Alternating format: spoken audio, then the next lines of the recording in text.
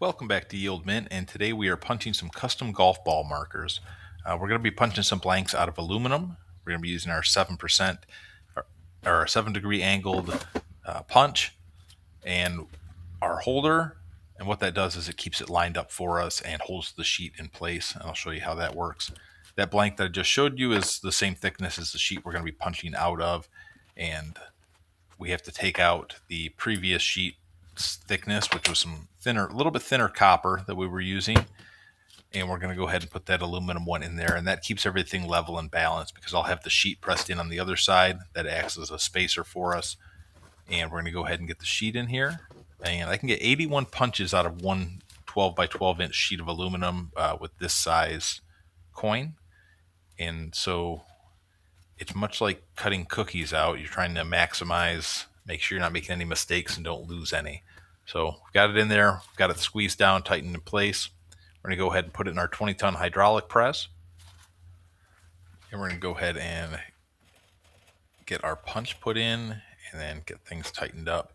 The aluminum goes through pretty easy. The brass is right at the limit of what this press can do, but for the most part, 20 tons is enough for all the metals that I work with regularly. So we're going to go ahead and push it through, and then we back it off a little bit, and pull it out of here. Even though it's punched through the metal, we have to push the punch all the way through the holder. And so we're going to go ahead and use our trusty hammer here. And you just give it one little whack, and that should go ahead and push it right through. Get that out of the way. And our blank is right there. As you can see, there's a little bit of grease on it, and the edges are a little bit rough. What happens here is that we'll be loading them in the tumbler, but I want to go ahead and give you guys an idea of what it's like to keep going. So I just went ahead and did one row on this sheet to show you. I wish it went this fast in real life, but for the sake of TV magic, we're going to go ahead and put in hyperspeed. And as you can see, it's a constant process of moving it through there. And next, we're going to go ahead and load up our tumbler. This has just got some steel shot in it and soapy water. And I'm going to go ahead and show you a little bit of the steel shot right here.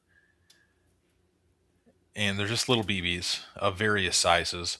And go ahead and load those in there. And this is actually my second tumbler. The first one, as you can see, I'm pouring the beads out of that one, is very cracked and leaking. And that's because I put some acidic vinegar in it and it really brittled the plastic. And that's something the vinegar water is something we use for copper and brass. But as you can see, here's the rough edges, and they are greasy still from where we punched them out. These are the ones we just did. The tumbler is going to do two things here. It's going to make them nice and smooth on the edges, and it's going to wash all that grease off there. That's why I use the dish soap in there. So we're going to go ahead and get that set up and tightened up here. And it's got a cool little clasp on it. The rod goes through, and it's like a little lever almost. One side is thicker than the other, so as you flip it over, it creates pressure and holds the lid in place. And it's got a little grommet on there to keep it all sealed tight. And for my purposes, this works pretty good. You can load up to about 40 or 50 coins in here, and it's not too bad. And what it does is it's going to run it in one direction, and then it will stop and switch and run it the other way. And all in all, I'll let this run for about 40 minutes. Then you take them out, you rinse them off, and dry them, and get them ready to go into the annealing oven. And this is our annealing oven.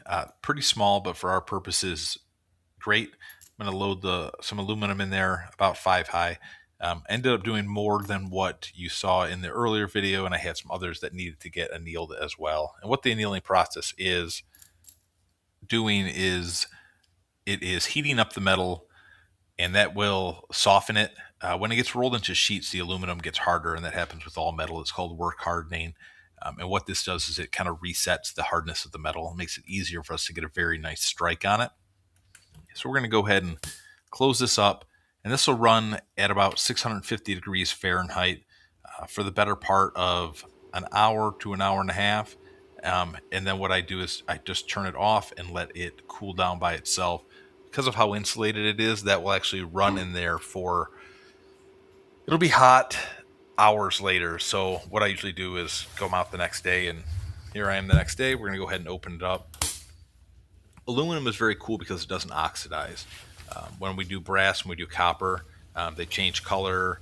They get like almost a charcoal type color and film on them that has to be taken off chemically, which we use vinegar for that in a thing called a pickle, which I'm not showing in this video, but these ones look great. And we're going to go ahead and punch some aluminum and brass. So aluminum in one hand and brass in the other, and we're going to go ahead and make these. And I'm going to go ahead and show you the die here. And this is the custom one. Chris, who ordered these, good friend of mine, and they are having a golf tournament that he is a captain of one of the teams on. And so he wanted to get custom ball markers made for all of his guys. So that's what we're doing here today. So the die goes in. This next piece is the collar. And what that does is it's going to hold the blank in place between the dies. And our blanks are our blanks are 1.25 inches, and our die is 32 millimeter, which is like 1.26 inches. So it actually will push it out and it will stick in the collar, but it makes it much easier to load. So the second die goes in, which is just a blank one, and then our cap on top, which everything lines up really smooth. Using a 14-pound sledgehammer, and it just takes a second for me to get lined up. First couple swings of the day are always a little rougher, but that happens as you get older. So, bear with me. And so we went ahead and struck that one. Aluminum strikes pretty easy, especially after it's been annealed. And let me go ahead and show you this one here. So it pops on out, and you can see it there in the collar. And what I've got to use is I use a dowel rod and the same hammer that we use to go ahead and knock out the blanks from after we punch them in the hydraulic press. I use that same hammer and a wooden dowel rod to go ahead and knock them out of the collar. And I use wood just because it's a little bit softer, and that way I don't risk messing up the metal. But these are brass and aluminum ones we did today, guys, and I really appreciate Chris for letting me make a video and make a beautiful product for him. And here's the finished product. Please like and subscribe, and if you can, tell a friend. And if you have some ideas for things we'd like to see made, let us know. Thank you very much and have a great night.